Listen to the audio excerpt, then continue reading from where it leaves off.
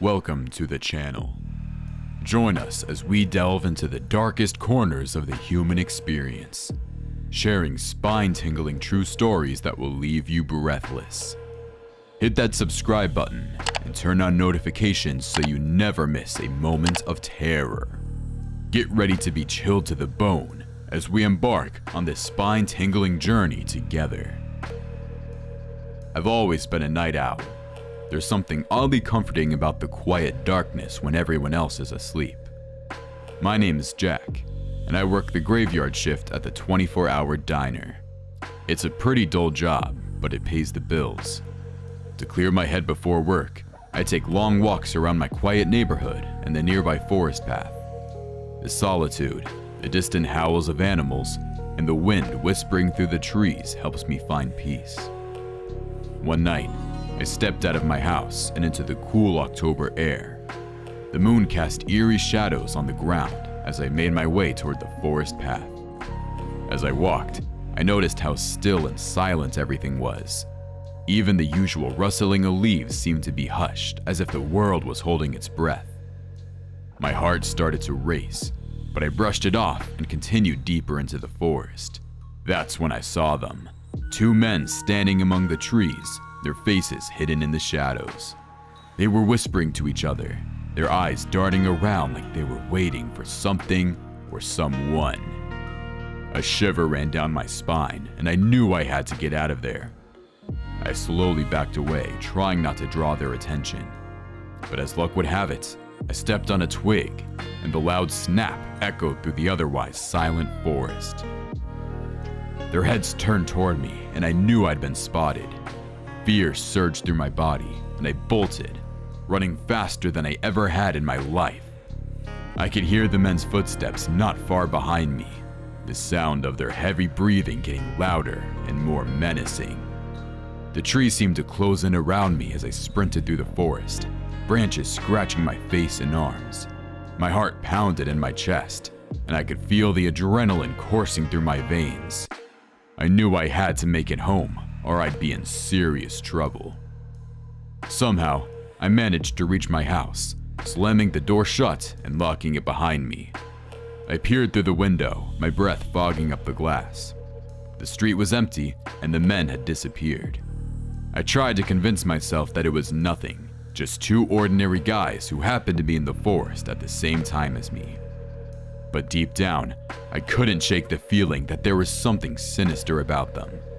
The way they looked at me like I was prey they were about to pounce on sent chills down my spine. I spent the rest of the night on edge, jumping at every little noise and constantly checking the locks on my doors and windows. I didn't dare tell anyone about what had happened. I didn't want them to think I was paranoid, or worse, that I was making it all up. So I kept it to myself, a secret that weighed heavily on my chest. But as the days turned into weeks, I couldn't help but wonder if I'd made a mistake by not speaking up. It seemed like just another ordinary night when I set out for my walk, but I couldn't have been more wrong. As I made my way through the forest, I couldn't shake the feeling that I was being watched. The hairs on the back of my neck stood on end, and I knew I was in grave danger. Little did I know that my nightmare was only just beginning. It was only a month later when I heard the news. Sarah Thompson, a young woman from the neighborhood, had gone missing during her morning jog. The community was devastated, and I couldn't help but feel a cold chill run down my spine as I recalled my own terrifying encounter in the forest.